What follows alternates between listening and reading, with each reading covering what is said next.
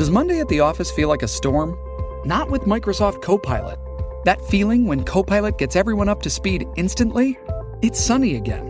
When Copilot simplifies complex data so your teams can act, that sun's shining on a beach. And when Copilot uncovers hidden insights, you're on that beach with your people, and you find buried treasure. That's Microsoft Copilot. Learn more at Microsoft.com/AI for all. This episode is brought to you by Hyperice, the leader in advanced warm-up and recovery technology. They have tons of innovative products, like Venom-heated wearables to help soothe sore back muscles, Normatec compression boots to speed up recovery and increase circulation, and Hypervolt massage guns to improve mobility. Loved by athletes like Naomi Osaka and Erling Haaland. Try them yourself. Get 10% off your order with the code MOVE at Hyperice.com. It's another Q&A edition of Optimal Health Daily, episode 2492. And I'm Dr. Neal, your host of the show. Welcome back to another Friday show where I answer your questions. On all the other days, I read health and fitness blogs to you like an audiobook, with permission from the authors, of course. Now, I'll let you know how you can send in your own question at the end of the show and get a copy of our workbook for free. But for now, let's hear today's question and start optimizing your life. Hi, Dr. Neal. Thank you so much for all that you do to make this podcast possible every single day. My question is about sugar. I tend to have a sweet tooth a decent amount of time, so I just wanted to see what your thoughts were on added and regular sugar, and if there was any data or research that could be helpful to guide my desire to moderate sugar consumption. Thanks so much for your time. Thank you for taking the time to send in your question, Billy. And thank you for your kind words and for being a regular listener.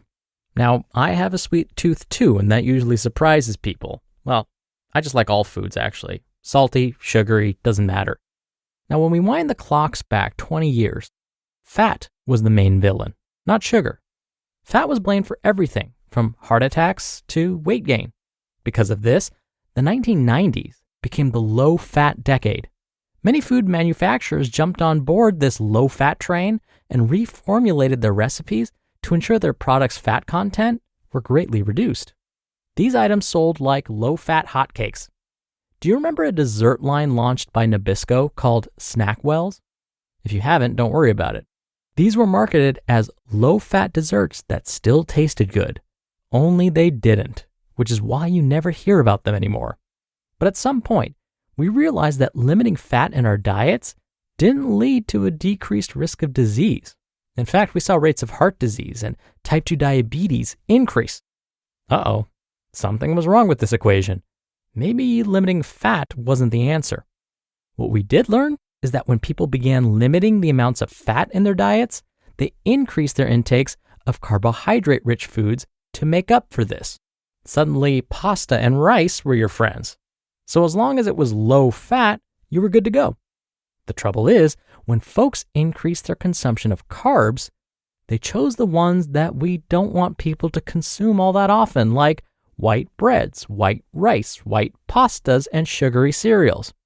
The problem with these foods is they get converted to sugar in the body very, very quickly, which is not what we want. When your blood sugar goes up too quickly, the body has to try and compensate for this, which can lead to an increased risk for a number of diseases, like heart disease and type 2 diabetes. Now, the pendulum has swung the other way. Fat is good, sugar is not. When we consume foods that are high in fat, like avocado, nuts, and seeds, for example, it doesn't really affect our blood sugar levels. Plus, these foods help us feel full longer. Foods that are high in sugar make us feel hungry soon after.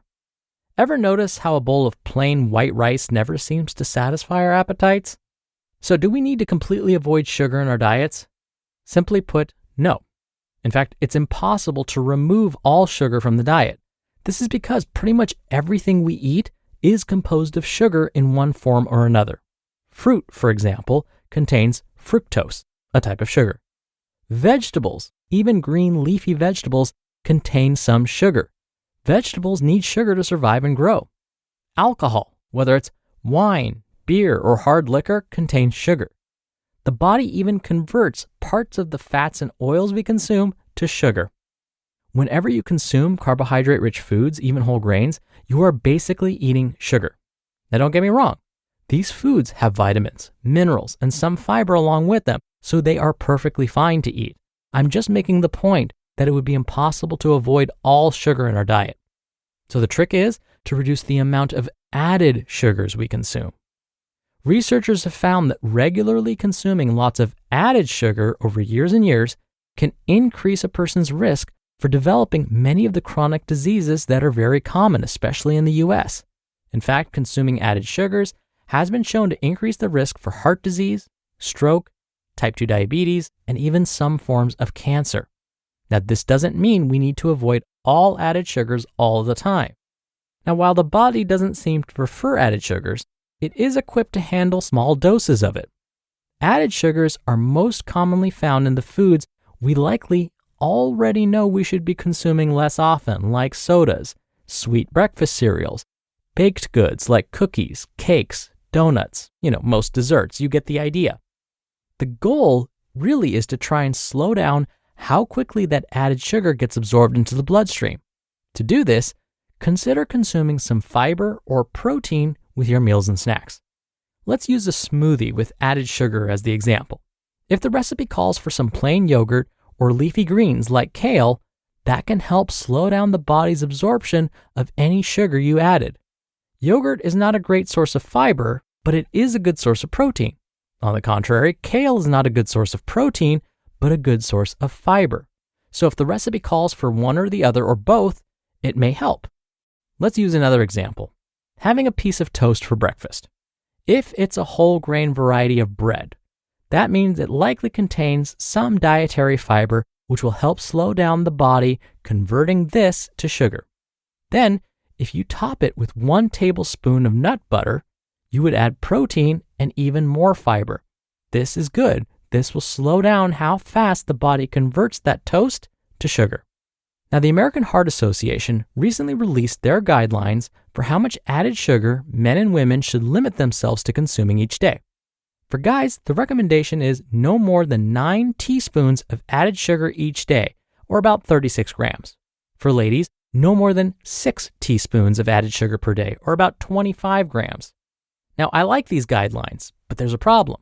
It gets tricky to follow them, because if you were to look for added sugars on food labels, it's not always obvious. Not all food manufacturers list the amount of added sugars in their products separately. Luckily, the US implemented its new food label policy, but this policy only applies to large companies. So if we buy a boxed product from a small startup food manufacturer, we may have to do a little detective work. So whenever you're grocery shopping, take a moment to examine the nutrition facts label on the product you're thinking about buying. Along with the calories, total grams of fat, grams of carbohydrates, etc., you're going to see sugar listed there as well. Now, if the product was made by a large company like Nabisco, Kellogg's, or Pepsi, for example, you'll likely see a separate line that says added sugars.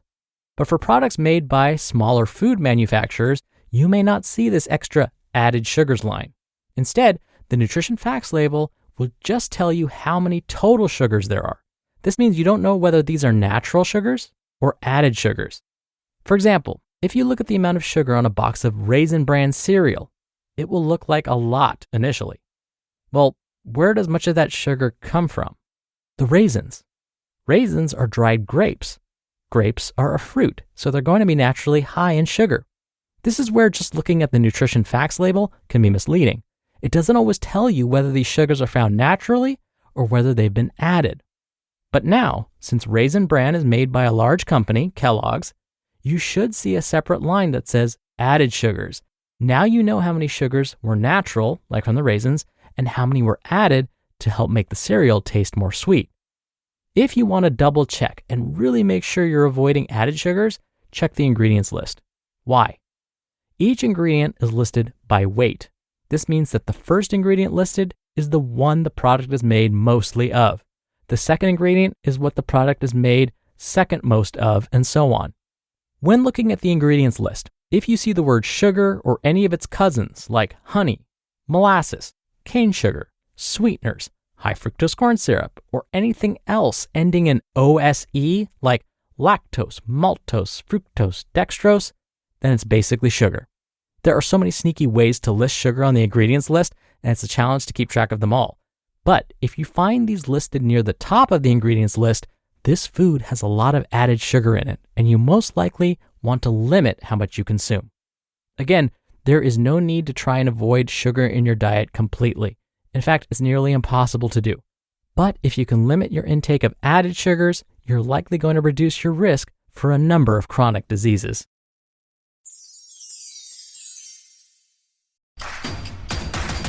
Introducing Royal Caribbean's newest ship, Icon of the Seas, the ultimate family vacation. The ultimate 6 slides, 8 neighborhoods, 0 compromise vacation.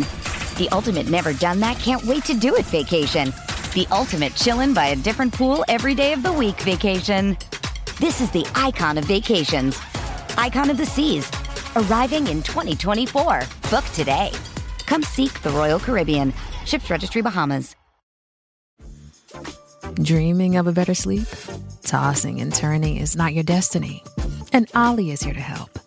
Ollie invites you to sink into sweet, sweet slumber to improve your mental and physical health and overall wellness.